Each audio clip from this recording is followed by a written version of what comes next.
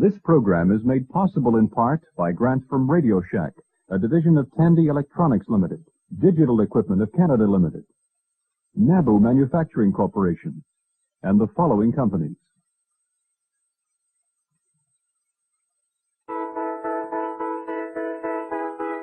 Patterns of light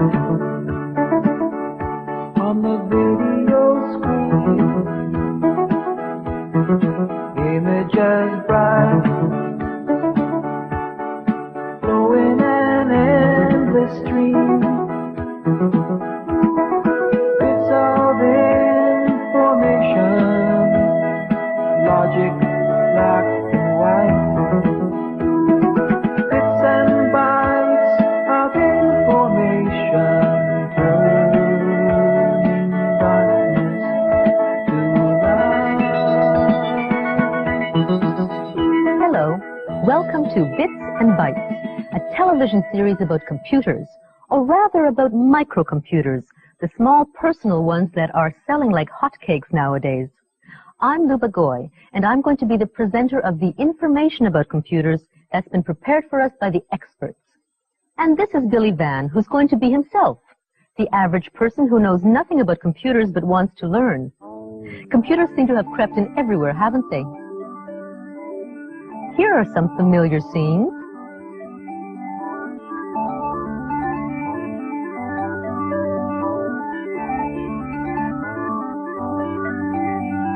You can't get away from them.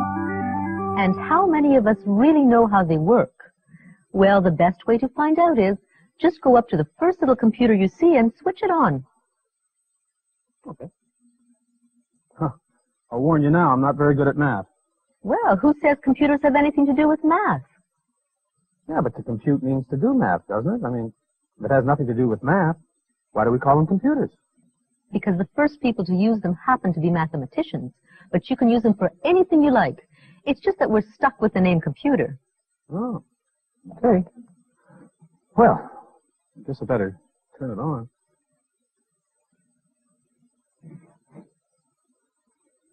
The switch is at the back. Oh, really? Yeah, you're right. But why is it hidden? So that you don't switch the computer off by mistake. Now, that's very smart. What's this? 31,743 bytes free. What on earth is that?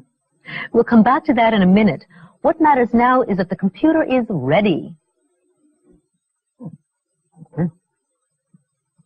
Oh. When does it start? Is something wrong with it? Hey, do something. Come on. I'm afraid computers don't do anything on their own.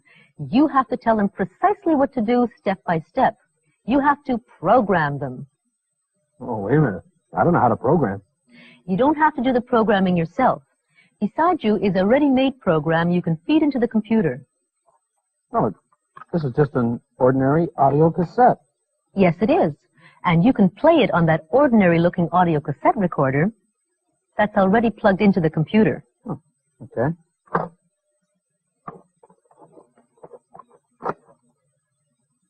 So, do I press play? Not yet. First, you have to tell the computer to copy the program that's on the cassette into its own storage area or memory. How do I do that? Just type load, L-O-A-D. Oh.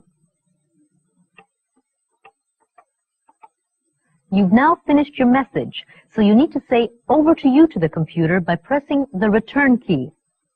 On other computers, you'll see a key marked enter, and that also means over to you. Oh, here it is. Return means over to you. Oh, and it says press play on tape 1. Okay. May I? Go ahead. You'll have to wait now while the computer searches through the cassette for the first program.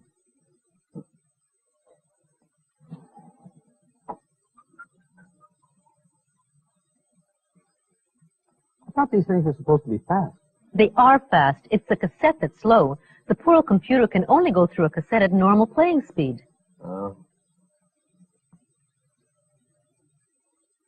Finally. What it's doing now is loading or copying the word game program into its memory. Now the program is loaded, but nothing's going to happen until you tell the computer to start obeying the instructions in that program. To do that, you tell the computer to run the program. Type run and then press return. Okay. R-U-N, return. Scramble letters. Oh, it's a word game. Great. Okay. Press space bar. What is your name? Okay. My name is B-I-L-L-Y, Billy. Good luck, Billy. They're really friendly, aren't they? Okay. What's my first word? It is C-O-L-H-O-S.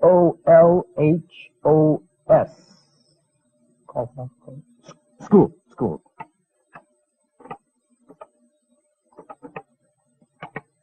Hey, I'm right. Okay. Second word is Gilco. G-I-L. Logic. It's logic. L-O-G-I. Wait a minute. I'm going to spell this wrong. I want to see what the computer does. No, Billy, I'm afraid that's not it. Well, I quite agree with you. It should be L-O-G-I. Where's the C? I got to take up typing, too. There. Right. The third word. You know, this is something else.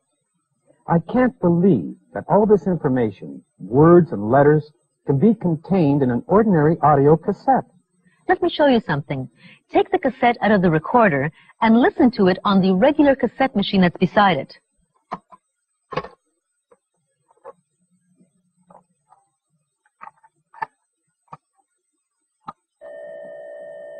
Ooh, wait a minute. That doesn't sound like what's on the screen here. No, it doesn't, because that's the sound of the binary code. And what's the binary code? Let's have a look. If you lift the lid of a computer, you will see a circuit board into which a number of little boxes have been plugged. Each box contains a chip, which consists of thousands of microscopic electric circuits, each of which can be either on or off. This is the only language that the computer understands. Is one of my circuits on or off? A sequence of several ons and offs in various combinations can represent any number, or letter, or graphic symbol, and we can symbolize these ons and offs by using a 1 to stand for on and a 0 to stand for off. Most computers can represent any of the symbols on their keyboards by various combinations for a total of exactly 8 ones and zeros. Since this language or code is based on 2 digits, 1 or 0, just as a bicycle is based on 2 wheels, or a biplane is based on 2 pairs of wings, it is called the binary code, from the Latin word binarius, meaning 2 together, and each of the ones and zeros is called a binary digit, or bit for short. So it takes 8 bits to represent any keyboard character. Such a group of 8 bits is called a byte. 1 byte is the equivalent of 1 character. This computer can store or remember roughly 32,000 bytes. That means you can feed a program into it that uses up to 32,000 characters, letters, numbers, or graphic symbols. Just as a kilometer is 1,000 meters and a kilogram is 1,000 grams, so is a kilobyte roughly 1,000 bytes. This computer, therefore, has a 32 kilobyte memory, or a 32K memory for short. But the memory of most small personal computers can be extended to at least double that, 64K. This may sound a lot, but it isn't. The average page of a book contains about 2,000 characters. It's a 2K page. So even a 64K computer can only store as many characters as a 32-page book. And a 32K computer only as many as a 16-page book. Although, of course, a computer can do a lot more with its characters than a book can. But that's another story. Bits and bytes. So this is a 32K computer, 32,000 bytes. But didn't it say something about 31,000 bytes when I first turned it on? How do I get back to the beginning? The easiest way is to just switch the computer off, then on, but There. You see? 31,743 bytes free. But why doesn't it say 32,000 bytes free? because the computer has to keep some in reserve for various operating functions. Well, no, it doesn't matter. I've lost my place in the word game program now. I'm sorry, but you've done more than lose your place. When you turn the computer off, you make the entire program disappear from its memory. Now you know why the on-off switch is hidden out of the way. I sure do. Okay, well, how do I get back to where I was? You have to go through the whole loading process all over again. Rewind the cassette, type load, then hit return. Then press play on the cassette recorder, then you type run and hit return. Oh, isn't there a quicker way? Yes, there is. There's an Apple computer right beside you that's already hooked up to a device for getting at ready-made programs very quickly. It's called a disk drive. Oh, all right. Switches in the back, I suppose? That's where it is. There's nothing on the screen. No, the Apple uses an ordinary TV set, and you have to turn the screen on separately. Oh, okay. Oh, here it is. Now, do you see that envelope beside the computer? Uh-huh. It contains something called a floppy disk. Take the disk out and turn it so the label is up. Make sure the slot is facing away from you. What's this? Okay. Now lift the flap on the disk drive, That's this here. slide the disk in, and close the flap. Okay, label up. There. Oh, choose a game. Blah, blah, blah, blah. Instant Zoo. I think I'll play that. Now just follow the instructions on the screen. Okay, it says press 1, 2, 3, 4. It's number 1 and press return. Loading Instant Zoo. This is a pattern recognition game prepared by the Sesame Street people. Oh, it sounds like fun. Instant Zoo, an animal guessing game. Okay. Here comes an animal. Try to guess what it is. Okay, let me see.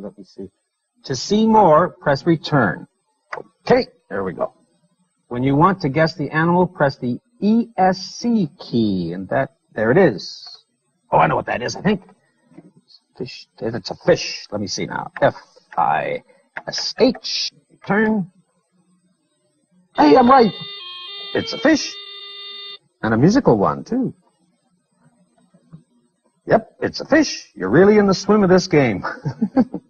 Okay, press return. And what's this animal now? When you want to guess the animal, press the ESC key. Okay, that looks like, those look like ears to me. Wait a minute. ESC, the animal is a rabbit. Okay, R-A-B-B-I-T. Hey, I'm right. It is a rabbit. Ah, well, what else is there to see? How can I choose another program? You hold the control key down and press the reset key. Control, hold down, reset. Boy, oh boy, this floppy disk really is fast. Can I have a look at it? Certainly, just pull the disk out. Okay. It doesn't look much like a disk. It's not round and it's not all that floppy. People are often confused when they first see a floppy disk because it doesn't even look like a disk. For one thing, it's square, not round. They're also confused by how disk drives work. So we went to Hewlett-Packard and asked them to explain. A floppy disk uses a much faster method of retrieving and storing programs than a cassette. The cassette is in a much more durable package, but you have to allow for rewinding and fast forwarding to build up from one spool to the other.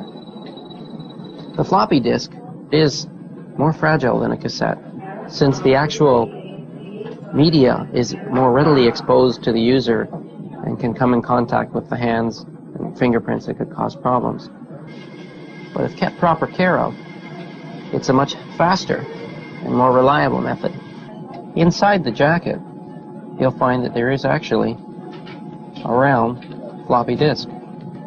It is very much like a flat circular audio tape. The material is very similar to that in a cassette tape, iron oxide metallic particles. However, the plastic is much thicker in this case, and there is a lubrication film applied. There is a small felt-like surface built into the envelope. That allows the disc to slip evenly and smoothly inside the jacket. There is also a slight airflow built up by the disc turning inside the jacket. The disc itself has no physical grooves or lines on the surface. The disc is actually broken up into tracks, round tracks. The head steps in to each of those tracks and reads the information on them. The computer sets up a directory on the outermost track of the disk. The directory tells the computer exactly where on the disk a program would lie. This is the actual read-write head. There is the electromagnet that does the reading and the writing on the surface. As we load the disk into the drive, close the door, the head comes in contact with the disk. Now, as the disk spins, the head will move across the surface of the disk. The magnetic head itself changes the polarity of the magnetic particles on the surface of the disk, the iron oxide particles. This south-north change in magnetic polarity allows the disk drive to store the information in a form of ones and zeros on the disk. The reason that the floppy disk is so much faster than a cassette is simply that you can access the entire surface of the disk with the head. At this point, we have all the advantages of a record. We can start at the beginning, and we can go directly to the end if we like. The floppy disk is just the smallest in a whole family of disks. This floppy disk is a 5 1/4 inch floppy. We also have the 8 inch floppy. The 5 1/4 inch floppy we'll see mostly in home computers and very, very small business computers. The 8 inch floppy disk is much faster and holds many times more data than the 5 1/4 inch floppy. The 8 inch floppy still is restricted to business computer applications. As far as hard disks go, this is a single platter, removable cartridge for a hard disk. The head never physically touches the surface of the disk. It's suspended by a very, very thin film of air. This disk can retrieve and access information at an incredible rate. A more advanced form of the hard disk is a multi-layer disk. In this particular disk pack, we have 5 platters that can be recorded and played back on each side of the disk, giving us 10 total surfaces to read and write on. This large 5-layer disk pack has the capacity to hold as much information as almost 500 of these floppy disks. Okay, so now I know how to load a ready-made program into a computer by means of disk or a cassette. Is it the same for all these computers? Yes, it is, with a few very minor variations. These are some of the most popular personal computers. You started off with a PET. Then you tried an Apple. This one is the Radio Shack. This the Atari. Behind you is the IBM personal computer.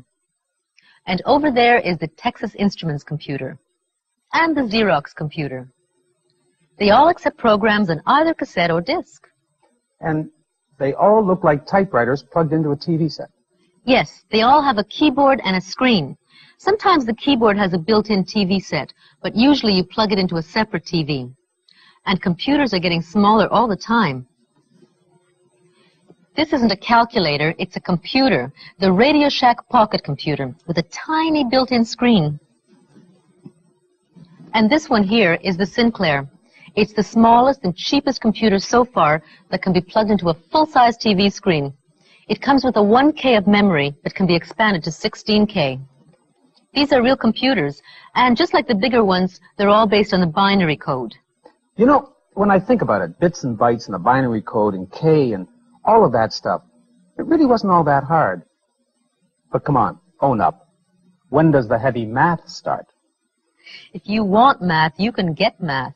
But computers don't necessarily have to be involved with mathematics. You can use them for anything you like.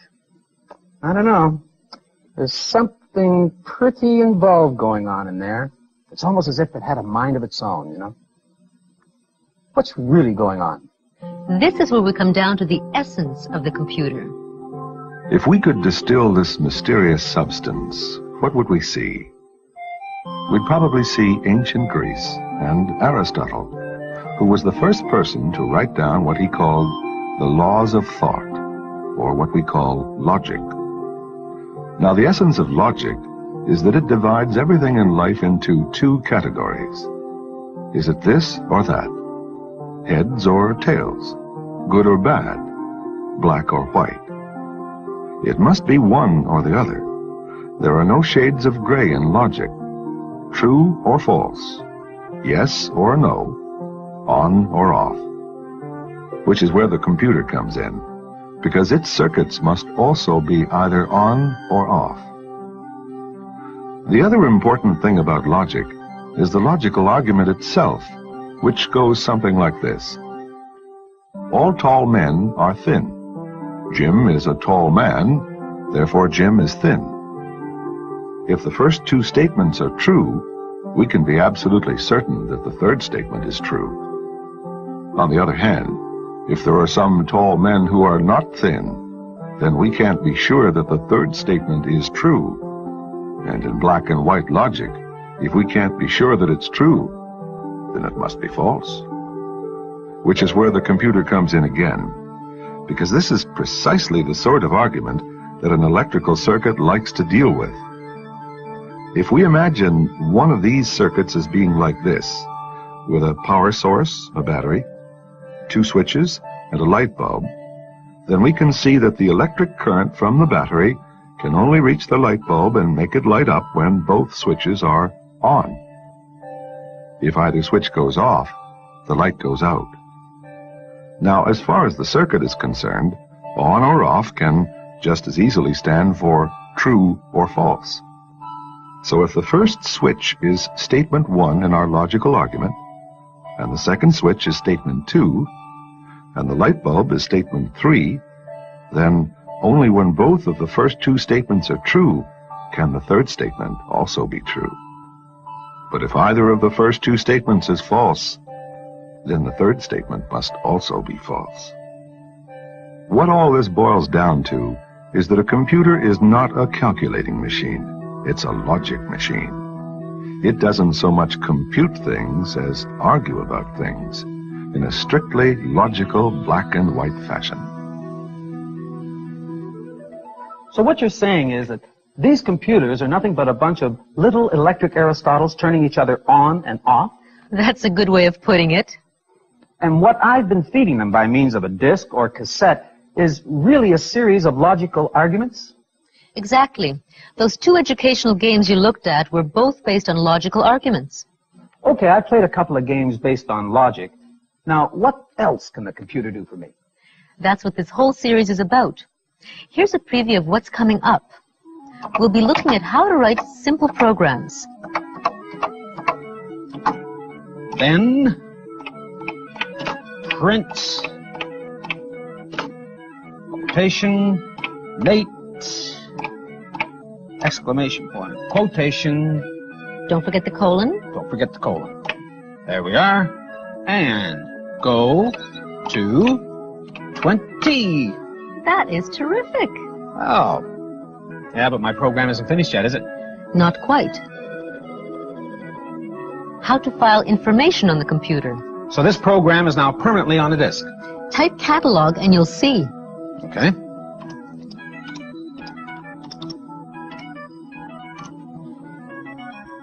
Ah, hey, that's terrific. You know, I could save all sorts of things on a disk. How to get computers to communicate with each other. Now your computer will be able to hear messages and speak into the telephone itself. And this is all coming from Willowdale, Ontario? How computer languages work. In the early days of computing, there was a language barrier between computers and humans because you had to use machine language if you wanted to talk to the computer, either in binary code or its exact English equivalent. This was very slow and laborious. We'll also investigate computer graphics.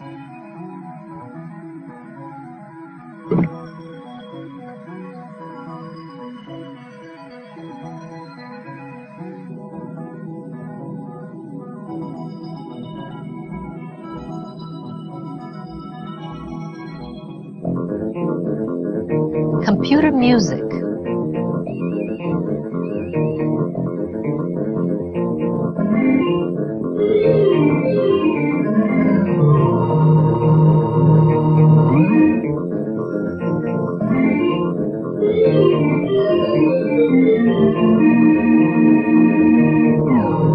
Word processing. If I'm doing one thing such as text editing and I realize, oh, I really can't finish this document because I forgot some information, I simply want to move to a different window on the screen, search for what I want, copy it, and paste it into the original document that I was working in. And video discs. And videotex systems. In the program that comes immediately after this one, we'll look at some everyday applications of the computer. How it can help you work out your finances. Why? Enter. Oh. Now press the space bar for each succeeding year.